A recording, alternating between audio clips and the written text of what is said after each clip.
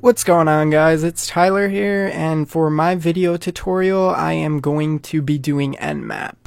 I know what you're thinking, we already did it in class, and we went over a lot of the mechanics and how it works, how the tool works, how it functions, but there might be some people that are still unsure on how it might work or what functionalities it plays for attackers to use.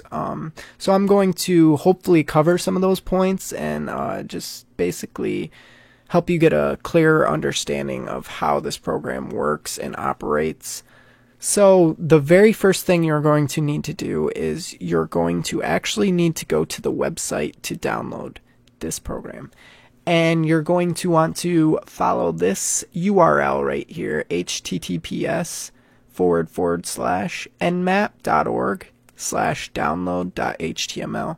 And don't worry, guys, I'll put this link in the description below when I upload this video. So once you navigate to this webpage, you're going to want to scroll down to your respective operating system, whether it be Linux, Mac, or Windows.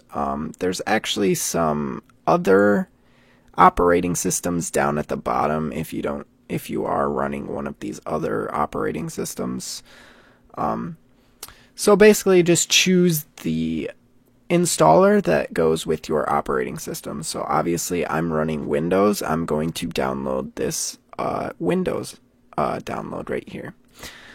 So you're going to follow the installation wizard through the setup of it. You're going to hopefully get a desktop icon of the Nmap, and then once that's done, you're going to want to launch Nmap. And then once you get to Nmap, this is what the interface will look like. It'll be completely empty.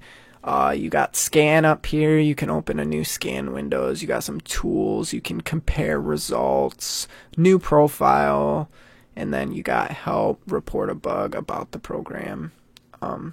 So what we're actually going to be focusing on is the target right here. You're going to want to find an IP address and type it in here. Now there's various ways of finding IP addresses. I'm not going to go into that because that's not what this tutorial is about. But I will use some examples that we did use in class. So we actually uploaded our virtual machine IP address to a Google Docs, and I'm going to use one of those right now. I'm going to use this one, and then there's various different scans that you can perform, but I'm just going to perform the intent scan. Obviously all these other scans are pretty self-explanatory. Quick scan, ping scan, intent scan, no ping, intent scan, all TCP ports, blah blah blah. So for right now we're just going to stick with intent scan, and then we're going to click scan. And as you can see, it's going through the scan. It tells you when you started the scan, and also tells you initializing ping at scan. Scanning tells you again the IP address that you are scanning, how many ports it has, and then once it completes its scan, which it's not complete yet, you will see it complete in a couple of seconds or so, it will relay more information about the system to us, including operating system, some open ports, if any, and then some other information that's really not needed, but it does throw it in there. So as you can see, it did fail to detect the operating system once and twice, and then it finally finished. As you can see, raw packets sent, Nmap done, scanned in 57.57 seconds, and the host is up and running. And I found this really weird that there was no open ports on this when I scanned it at my computer, but when we did it at school and through the virtual machine, it did actually, this exact IP address did come up with an open port, which I don't know why that is. I don't know if it's because I'm not in the virtual machine scanning it or whatnot. But it does say that it's it's running Linux operating system on the uofmflint.edu. And then right here, if you click on this tab is the tab that will usually show you which ports are open, but as you can see, when I scan it on my computer, I'm not getting any open ports. So I thought this was kind of weird, you know, it had open ports at school, but not here, so I actually wanted to figure out, like, if it was doing this for all IP addresses or just like the virtual machine IP addresses. I did, before I made this video, actually scan a couple of other virtual machine ports, and none of them that I scanned had open ports. So I just went to my command prompt and I typed ipconfig to actually get the IP address of my machine here, and then I went ahead and typed this IPv4 address into my scan and actually used that. So here we are with my IP address from my computer, and we're going to scan this really quick. And as you can see, it starts very much the same as the other scan, you know, initializing scan, scanning the IP address and the number of ports. It obviously failed to detect it again, the operating system, but hopefully eventually that comes through. And it even tells you the time you started the scan. So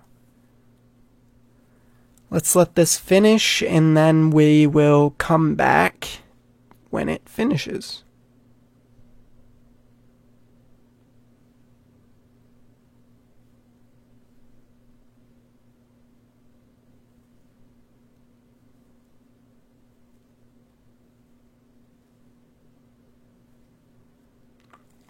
Alright, so as you can see here, the scan is done on my machine.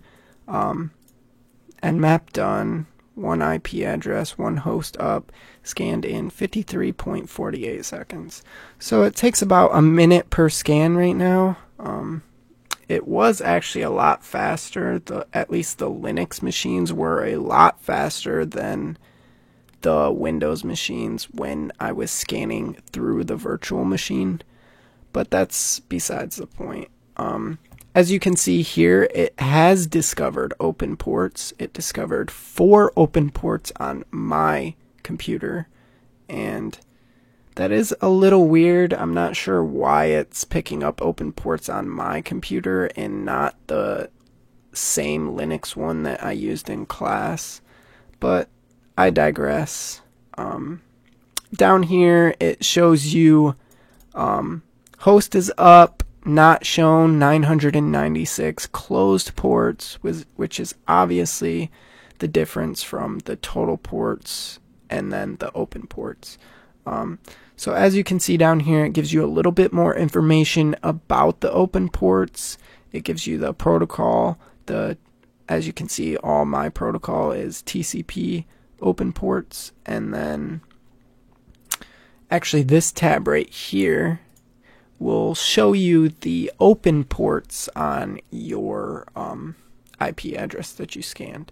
So you can see that I have port 135, 139, 445, and 5357 open on my PC. And then if you scroll over with this little scroll bar at the bottom, you can scroll to the version, and it will give you a little bit more explanation of what those ports are.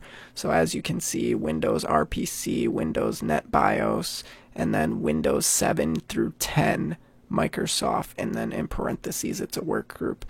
So I can already tell you that that work group is my network that I set up through my home. You know, it links printers and other computers together on my in my house so that we can share files and print to wireless printers. So, and then if you go over here on the host details tab, it gives you a little bit more information about the host, the IP address that you scanned, so you can see that the state is up and running. There are 4 open ports, just like I said before, 0 filtered ports, 996 closed ports. It scanned a total of 1,000 ports. It tells you the uptime and the last boot time, which is, I'd say, is relatively important to attackers because it'll show, or it'll tell them if it's been up for a while. It might be like a server, you know, if it's been up for months or days, weeks, whatever. It could be a server. So open ports on a server are obviously an attacker's main goal. You know, they're going to take advantage of those ports. And you can see down here that it gives me my IP address, and then it's 96% sure that I am running Windows 10, which I can confirm that I am running Windows 10, as you can probably see in the background. But a little bit of information about this tool that you guys might have not known, or that you guys might have been curious about, like why are open ports beneficial to attackers and whatnot. And that's mainly because once open ports are discovered, they can often use other software to actually flood those open ports with packets and packets of information to effectively congest your network or your IP address, and then your PC can't get access to the information that it actually needs to, and it's just receiving tons of useless information, which can often actually shut down your network for a while because your router will just not allow it through, and then you'll actually lose some packets that you might actually need, or might actually are trying to pass through. But that's about it, guys. I hope you enjoyed, and have a great one.